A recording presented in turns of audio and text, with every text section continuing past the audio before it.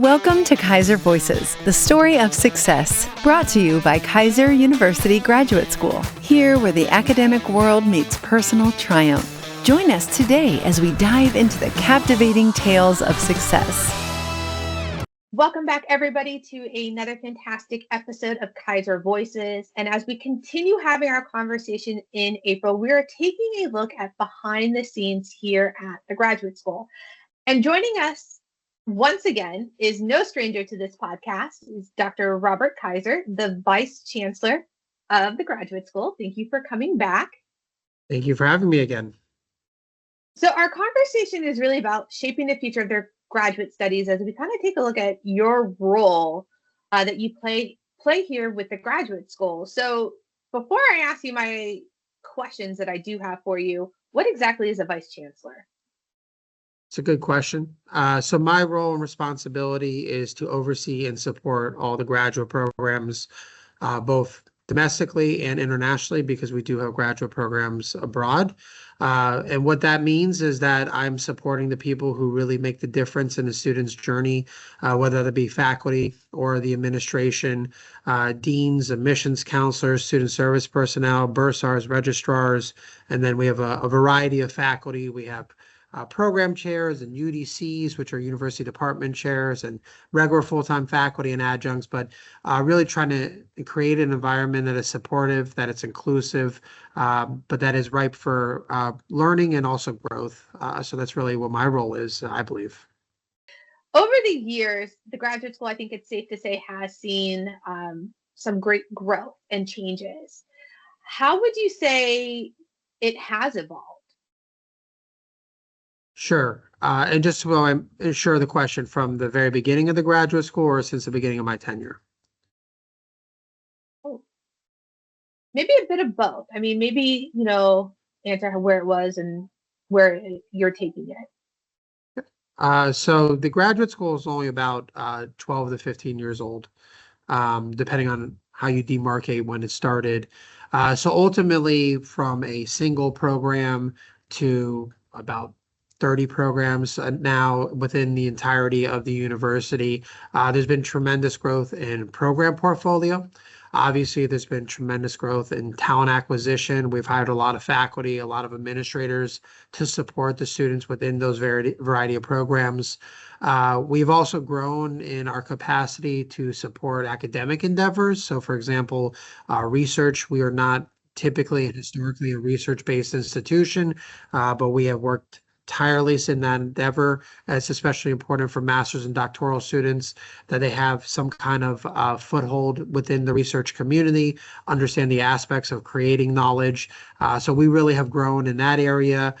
For example, we have an IRB. Now we're launching electronic IRB. To have an institutional review board was something we had to create from the beginning. Having faculty do co-research with students. I'm actually at a conference today where some of our students are going to be presenting their research. So that's something that is unique for this institution that we have really grown. During my tenure, what I've seen is a rapid growth in our enrollment. I've also seen a rapid growth in the services we provide. Just for example, the growth of enrollment in the last 5 years, the graduate school, and this is somewhat complicated, but the graduate school campus has grown by 15% year over year. Graduate program growth in general, so if you look at the entirety of all graduate programs at all the various campuses, each year has grown by at least 13%. So we have gone from a student population when I started of roughly 700 students total census, and now we are about 2,200 students total census. So it's been dramatic growth in 5 years, and we're really proud of that. What that means is that students are excited about the prospect of joining Keiser University. They're excited about the opportunities that exist after graduation. And that is really our focus. Our focus is to upskill students to help them become practitioners or scholars once they leave us. And then in terms of the academic endeavors that we have pursued during my tenure, as I mentioned, we are launching an electronic IRB. We have launched an Office of Research and Innovation. We have expanded the Fiddler's Grant from a grant of $1.5 million to $2.5 million, which really provides additional services. And what the grant does is provides a multidisciplinary center in which we have behavior analysts who travel to the various school districts, K through 12, and help support students and school district special education needs. So that's something that is completely altruistic that we're really proud of. We've added new programs. For example, we've added a finance technology program. We added a women's health nurse practitioner program, which is the first in the state. The FinTech program is one of two in the state with the University of Central Florida. We continue to expand our portfolio of offerings in psychology. Our clinical mental health counseling program has become programmatically accredited by KCREP, which is the gold standard. You see some of these recognitions behind me. These are all recent for the most part. We were honored with the Best Online PhD in Education Leadership in 2024 by Forbes, Best number 2. Number 4, Best Online Master's Degree in Psychology by Fortune Magazine. And we have also the number 8th Best Online Master's Degree in Accounting. So we've really expanded our quality, but also the depth of what we offer. And I think a lot of that really goes to show what truly sets the graduate school apart from other institutions is the constant listening and adapting to what's important out there. But as we look to the future of online and flexible learning, how do you see graduate education meeting that? Sure. It's a great question. It's a question that I think about every day. Ultimately, within my role, I need to be thinking 5 years, 10 years in advance and working to position the graduate school and the graduate programs to meet the needs of a future workforce and a future scholarship. So, for example, one of the questions within society right now is whether there's going to be the great displacement, whether the robots and the AI are going to take over and we're going to lose all of our jobs. And obviously that's the pessimistic view. The optimistic view is that this will be a great supplement. And I'm an optimist. I believe that AI and robotics specifically, or AR, VR, whatever the technologies are, the disruptive technologies, they're going to be a supplement to the human population and help us improve our efficacy and our efficiency. But we need to be aware of that. So I challenge the faculty each and every day that we do talk to incorporate artificial intelligence in their learning and their pedagogy. I tell them it's like the math teachers in K through 12 who restricted the use of calculators. When I was growing up, you couldn't use a calculator. You had to do everything by hand in terms of your arithmetic. Well, that has gone the way of the dodo bird. I don't think there is a classroom in America where you're not going to find a calculator, and probably not find a graphing calculator or whatever they use nowadays. Or, when I was growing up, MapQuest, I was told by my father never to use MapQuest because then I would lose all sense of bearing and know how to get around. Well, I can't go anywhere without Waze anymore. So GPS has transformed the way we navigate. Calculators has transformed the way we do arithmetic. AI will transform the way we do business and we work amongst other humans. And we need to prepare our graduate students for that reality. So that is why we're incorporated in the classroom. That's why I encourage the faculty to educate themselves through professional development methodologies on how to incorporate it in their pedagogy, to not only look at it as a risk to academic integrity, but to use it as a growth opportunity. Additionally, we are constantly working on our program portfolio. So, Mrs. Corner, as you know, this is a part of your experience, but we're constantly working with industry to modify and modernize our curriculum. None of our curriculum stay static. In fact, unfortunately, and I don't love this because it provides a lot of work for myself and my people, but we modernize our curriculum every year. So every program that we have is constantly evolving to meet the needs of the future workforce. And one of the things that I'm really intrigued by and interested in is trying to incorporate VR in the classroom at the graduate level. I think there's a lot of opportunity for simulated technologies and experiences because I think this is how students and humans are going to interact in the future. So we're always looking to the future. We're always looking to invest in our programs. Another example, and there's countless examples, is in our APRN and our nursing programs. These students do a lot of their clinical experience, up to 50% with simulated technologies. They have software that they can do case studies and clinical experiences through simulated technology. We do also incorporate teletherapy and telehealth into that experience, both in the clinical mental health counseling, but also in the nursing programs. So constantly dabbling with disruptive technologies is one way we look to the future. But the other way we look to the future is seeing where the students are and in their needs. And one of the things you mentioned in your question is what I think really separates our graduate school from many others is that we are still very hands-on, even though we teach asynchronously. Our professors are mandated to do one Keiser Live session a week minimally, which means they're logging in, they're doing a chat like this, and they're interacting with students. There is a belief in graduate education because of the level of education that students should be independent scholars and learners. There's no hand-holding.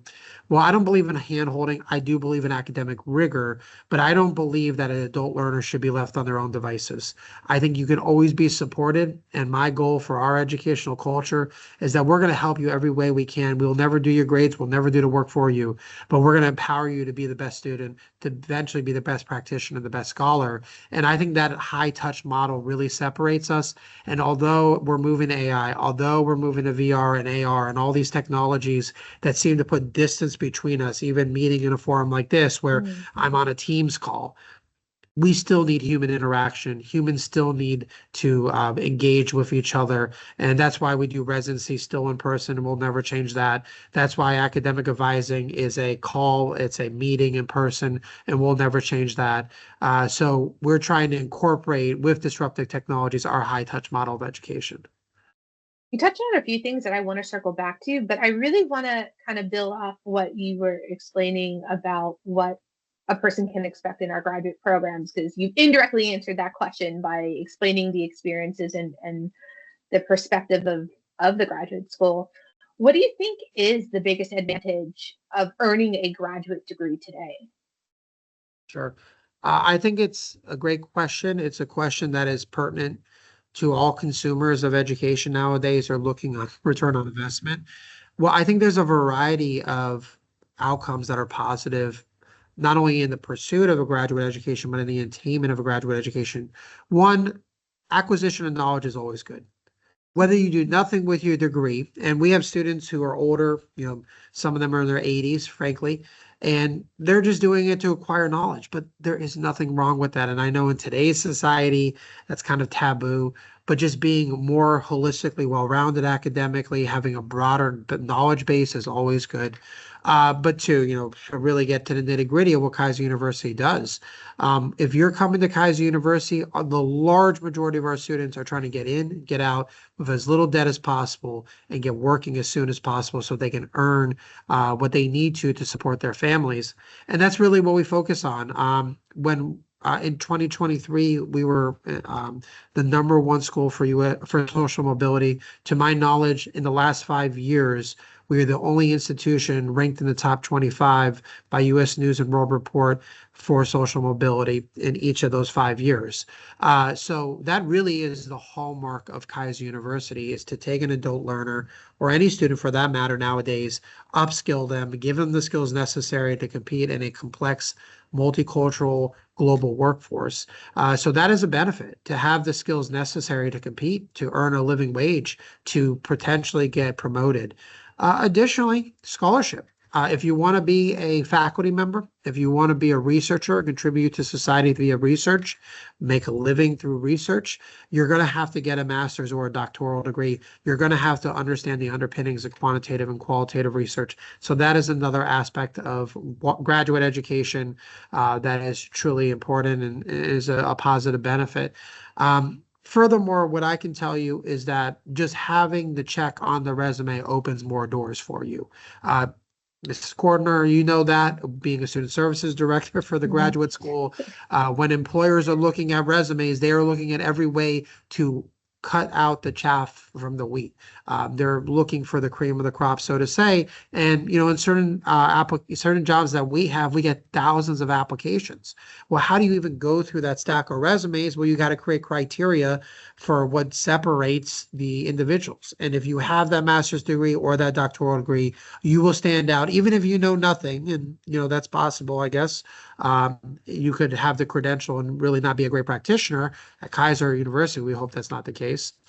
But it does separate you from the lot. So I think from a competitive advantage perspective, that's also a huge advantage. And I would say that's probably the universe of opportunities. There's many more, but that probably encapsulate most of them. What advice would you give for students who are really trying to make the most out of their graduate experience?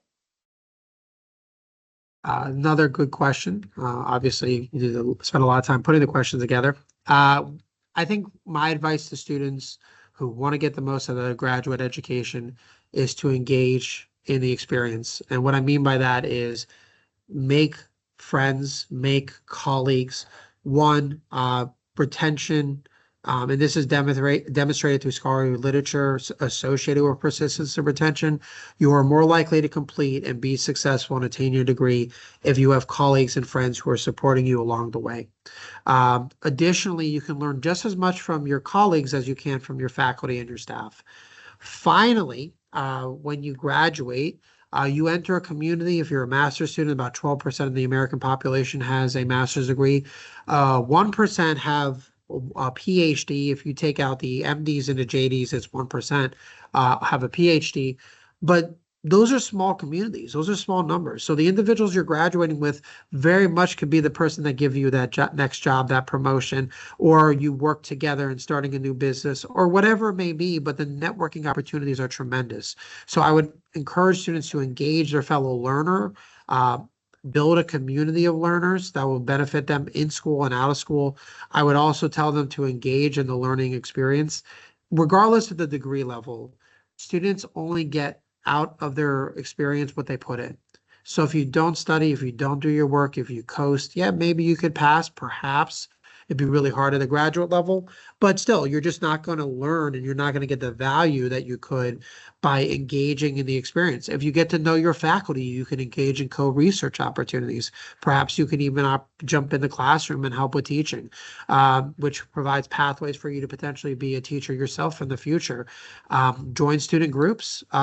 It helps you round out your experience holistically, expose you to different experiences within your subject matter expertise, but really engage all the stakeholders in the university environment. But then I would also say what I think is really an outcome, and maybe this pertains to your last question, try to understand that graduate education is just one stop on your long-term journey. What I learned from pursuing master's degree or doctoral degree is that learning is a lifelong endeavor. You should never stop learning. And hopefully that's what students gain from this experience. So hopefully they, through engaging in the experience, they get the tools necessary to constantly evolve and grow as practitioners and scholars. So I think that would be my advice. Fantastic advice, I think, for students to make the most out of it. And before we let you go, I have one final question for you. I kind of want to end like we started. So we started by talking about where the graduate school has been, and I would really like to touch on where the graduate school is going as we wrap up this episode. So you've already mentioned the Office of the Research and the research opportunities that are coming out of that, electronic IRB, new endeavors like the FinTech program. We have nutrition leadership, exercise and sports science was added to the program or the catalog of programs. So what next or what lies in the future for the graduate school? Sure. What I would say is it's multifaceted. The first is, let's say, program portfolio. That might be the easiest. I'm very bullish on expanding the health portfolio. Largely, our students hail from Florida, and Florida has a huge health, I want to say crisis, that might be too dramatic, but health concern in the near future or in the current future. For example, we had an enormous amount of immigration into Florida. Many of those individuals are older than, let's say, a college-going student. So they're going to be pursuing healthcare in the future and healthcare needs. They brought their capital, but they didn't bring their doctor. So they didn't bring their nurse. So there's a huge workforce shortage with the baby boomer population getting older, with all the immigration of older individuals into Florida. And so the healthcare needs in Florida are dramatic. So we need to expand our health portfolio in the graduate school and graduate campuses to meet that need. So what we want to do is add graduate certificates to our existing APRN programs. I'd love to see a graduate certificate in behavioral health and nursing and mental health. Additionally, I would love to see it in acute care and also, in supporting the gerontology in those areas. I would love to also see a health service administration program at the master's level or healthcare management. The reason being we have so many students at the undergraduate level who are healthcare practitioners, but they want to be more on the management business side of the organization, and we need to have a pathway for those students. We also want to expand our psychology offerings in behavioral health. Our clinical mental health counseling program is a super high in demand program. We have a wait list that extends many, many months, but that just demonstrates a societal need for behavioral health support. So we're going to expand in those areas. From a landscape perspective, you'll see more graduate programs at international centers, whether it be Spain, Vietnam, Sri Lanka. It really depends on the markets that we're serving. And in those markets, they have different needs. So for example, in Vietnam, they have a huge educator need. So I could see our education portfolio, especially in the creation of an ed tech program, being very supportive for the Vietnamese market. But whether it be Peru, Bolivia, Ecuador, I see expansion. Nicaragua, of course, we've already expanded our graduate level program offerings there. So you're going to see an expansion of program offerings. You will also see, in reality, a reduction in some. We're constantly curating our program portfolio to meet market demand.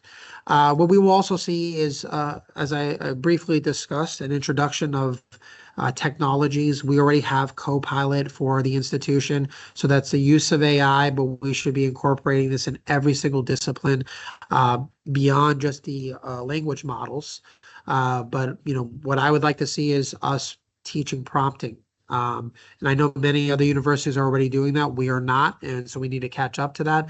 But how do you use AI and the language models to the best advantage? Well, you need to know the questions, you need to know the phrases and the sentences that you need to put in to get the output that you would like. So I want to see some engagement by the faculty in developing classes on prompting. Also, as I mentioned, again, VR. We have been working on the creation of a meta university. That's really what our online undergrad and our graduate level programs already are. But I want to have that face-to-face, high-touch model online as well. And augmented reality and virtual reality can make that happen. So we'll be investing in those technologies and trying to increase the face-to-face interaction of our andragogy.